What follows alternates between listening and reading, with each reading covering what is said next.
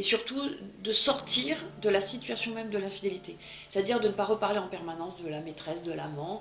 Si le couple désire se reconstruire, faire sortir l'amant ou la maîtresse à un moment donné. Alors oui, il y a besoin d'en parler au début pour comprendre, mais bon, c'est pas Donc vous permettez, mais là il y a besoin d'un tierce, donc oui. Du coup d'un vrai professionnel. Oui, j'ai reçu des couples comme ça qui avaient pu vivre une situation d'infidélité quelques années avant et qui pensaient l'avoir résolu seuls. Et en fait, ils reviennent en disant mais non, c'est pas digéré. Et on ne digère pas une infidélité d'un claquement de doigts, c'est pas possible. Parce que c'est venu rompre la confiance, il y a eu du mensonge, il y a une perte de fiabilité, il y a une difficulté à se reprojeter dans la vie conjugale. La sexualité, la tendresse, la communication ont besoin de se reconstruire. Marie-Aude Binet, bonjour. Bonjour Nathalie. Bonjour à vous tous, ravie de vous retrouver. Vous êtes conseillère conjugale, sexologue, formatrice, conférencière, auteure de ce tout premier ouvrage paru aux éditions Odile Jacob, Infidélité et crise conjugale, comprendre et sortir de la crise. Qu'est-ce qui explique cette infidélité, Marie-Aude Binet ?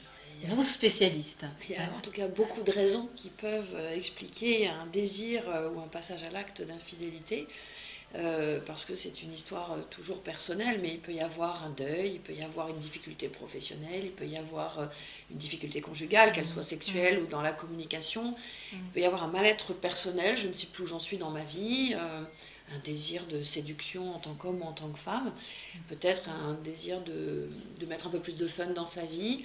Il y a un ennui dans sa vie conjugale ou dans sa vie tout court. Voilà, il y a vraiment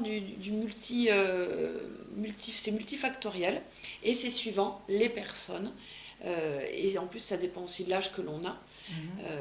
Bon, voilà. Après, qu'on soit un homme ou qu'on soit une femme, l'infidélité, on sait aujourd'hui qu'elle reste plus prégnante chez les hommes. Quel est le pourcentage on est à peu aujourd'hui ? près, dans les dernières estimations en 2016, à peu près à 55% chez les hommes et 33% chez les femmes. Alors il y a une augmentation, vous en parlez aussi dans votre ouvrage, d'infidélité dans la vie conjugale, mais féminine cette fois-ci. Oui, ça c'est nouveau. Voilà. Alors c'est nouveau parce que les femmes aujourd'hui le peuvent, puisqu'avant elles étaient quand même condamnées pour ça, elles n'avaient pas le droit. Les hommes pouvaient, mais pas les femmes. Donc maintenant, il y a une égalité, là, pour le coup, entre les hommes et les femmes face à l'infidélité. Voilà. Face à cette infidélité, les femmes se l'autorisent plus qu'avant. Par contre, elles ne le font pas de la même manière que les hommes. Alors, c'est-à-dire ? Eh bien, elles vont souvent un peu plus réfléchir avant de poser l'acte parce qu'elles savent que ça peut avoir un impact sur leur vie familiale. Et puis, elles vont éviter, en principe, d'avoir des histoires affectives, puisque c'est compliqué pour une femme d'être prise dans deux histoires affectives. Et elles vont, quand ce sera le cas, elles vont faire rapidement le choix de l'une ou de l'autre. Après, certaines commencent à ont des comportements un peu plus masculins en ayant des relations courtes et répétées. Et sinon, on est sur des femmes qui finissent par aller dans l'infidélité parce que vraiment elles sont insatisfaites dans leur vie conjugale. Donc un manque d'écoute. Par dépit, par déception. Voilà, tout à fait. Lassitude. Manque d'écoute. Oui. Lassitude parce que leur mari n'est pas assez présent, disponible pour elles. Et puis quelquefois une insatisfaction sexuelle aussi de leur côté. Alors comment traiter autour de ce thème de l'infidélité ? Alors d'abord, l'infidélité, elle n'existe que si elle est vécue comme telle par le couple. L'infidélité, ce n'est plus forcément une donnée morale, même si ça le reste, c'est un ressenti. C'est-à-dire qu'il y a infidélité à partir du moment où l'un des deux conjoints est allé vivre ailleurs ou avec quelqu'un d'autre, quelque chose que l'autre voulait vivre aussi. Et donc il y a eu cet extérieur à la relation conjugale qui n'est pas accepté, qui n'est pas admis, et qui peut aussi contrecarrer une promesse faite à l'origine, qui n'est pas forcément l'engagement du mariage, mais en tout cas quelque chose qui avait été conclu, sur lequel les deux époux ou les deux conjoints, les deux compagnons étaient d'accord.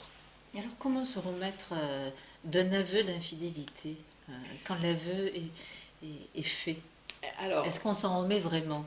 Oui. Quelle est votre analyse et puis peut-être votre expérience et le bilan que vous en faites aujourd'hui ? Oui, on peut se remettre d'une infidélité, mais il y a différentes étapes à passer. D'abord, on ne tourne pas la page du jour au lendemain. Ça, c'est la bonne nouvelle. On peut se remettre d'une infidélité. Tout à fait. Par contre, en prenant du temps, Ça prend plusieurs mois, quelquefois ça peut prendre 2 ans, parce que ça dépend combien de temps l'infidélité a duré, sous quelle forme elle a été, et comment c'est ressenti par les conjoints, et surtout ce qu'elle vient traduire de la crise conjugale qui en résulte ou qui était sous-jacente. Voilà. Donc il y a un travail pour les deux conjoints, et ça j'insiste, il n'y a pas que la personne infidèle qui a à se remettre en cause, la personne qui est à côté aussi, parce que ça vient l'atteindre, et ça vient dire quelque chose. Le couple a besoin de changer. La relation de couple, elle est peut-être mal, ou pourrait aller mal maintenant, et donc il y a besoin Donc, d'aménager. si l'un des conjoints est allé voir un petit peu, permettez-moi, ailleurs, c'est parce que ça disait déjà un malaise à l'intérieur même du couple, c'est La ça? plupart du temps, alors pas toujours, encore une fois, ça peut être un mal-être que personnel, mais en tout cas, ça vient convoquer le conjoint à se positionner autrement.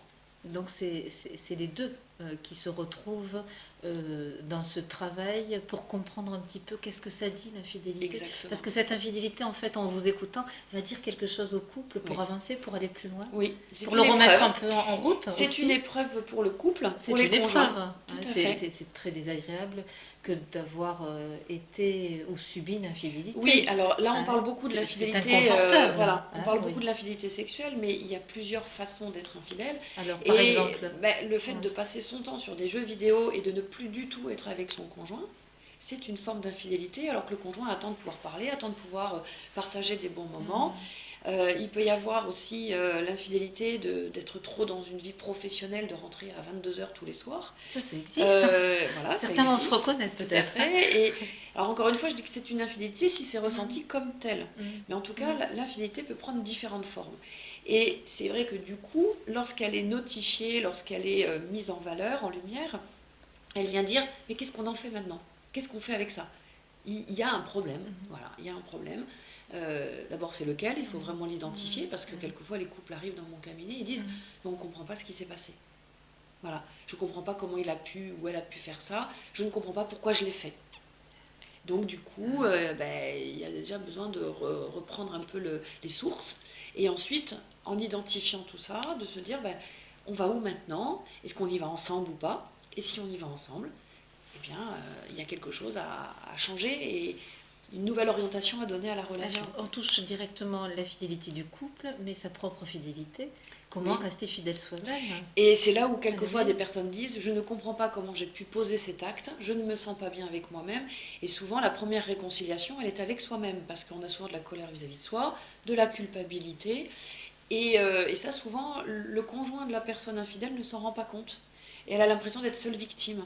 Mais pour la personne qui est infidèle, c'est pas si simple que ça non plus. Donc on entend bien que qu'il y a difficulté et grande difficulté pour la personne qui commet un peu cette infidélité. Oui. Donc expliquez-nous un peu plus.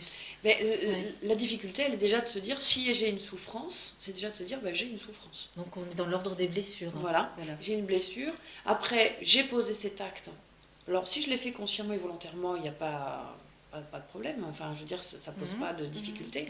Mais si par contre, je l'ai posé, mais que j'étais pas sûre de moi, je me suis laissée emporter, ou si je n'évaluais pas les conséquences de cet acte-là, là, le sentiment de culpabilité peut naître, la colère, la tristesse, la déception, la honte aussi, La honte. et quelquefois le dégoût. Donc tout ça, il faut le digérer, hein. Et donc ces blessures non traitées peuvent conduire à commettre euh, une forme d'infidélité. Oui, en tout cas, une forme d'infidélité vis-à-vis de soi. Oui, c'est ça. Voilà, c'est-à-dire que, en fait, la première réparation, c'est de pouvoir revenir à sa propre fidélité. Voilà, et de se dire, qu'est-ce Donc à ses que... propres hontes, vous avez employé aussi ce Oui, terme de honte. oui. Après pareil, il y a des infidélités qui ne sont pas non plus dramatiques, hein. Elles sont juste... il y a eu un faux pas, on peut tous, à un moment donné, être tentés, on peut tous chuter. On en Donc reparlera. voilà. Ouais. Par contre, c'est d'évaluer surtout les conséquences que ça a. Est-ce qu'il y a des conséquences pour la personne qui a commis l'infidélité? Est-ce qu'il y a des conséquences pour le conjoint? Est-ce qu'il y a des conséquences pour la famille? Est-ce qu'il y a des conséquences sur le milieu professionnel? Parce que quand l'infidélité s'est passée dans le contexte professionnel, les conséquences, elles sont aussi présentes. Il peut y avoir un besoin de changer de service, il peut y avoir une démission à la clé, il peut y avoir n'importe, hein. Ça peut être une faute professionnelle si ça déborde sur le travail. Donc voilà, il y a quand même différentes paramètres dont il faut tenir compte. Quel est le bilan au fond et quelle est la bonne sortie pour traiter au mieux et sortir de cette impasse de l'infidélité qui m'a fait peut-être mal à moi-même, mais qui a abîmé aussi un entourage d'amis aussi, un entourage professionnel et puis ma propre personne. Donc je pense à ceux qui vous écoutent et vous suivent et vous regardent. Il y a tout un cheminement en fait de pardon, un cheminement d'acceptation, un cheminement de parole pour comprendre ce qui se passe et surtout de sortir de la situation même de l'infidélité. C'est-à-dire de ne pas reparler en permanence de la maîtresse, de l'amant.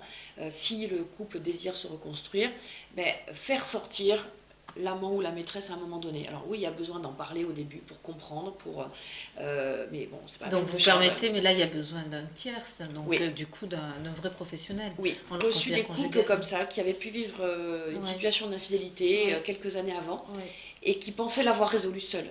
Et en fait, ils reviennent en disant mais non, c'est pas digéré.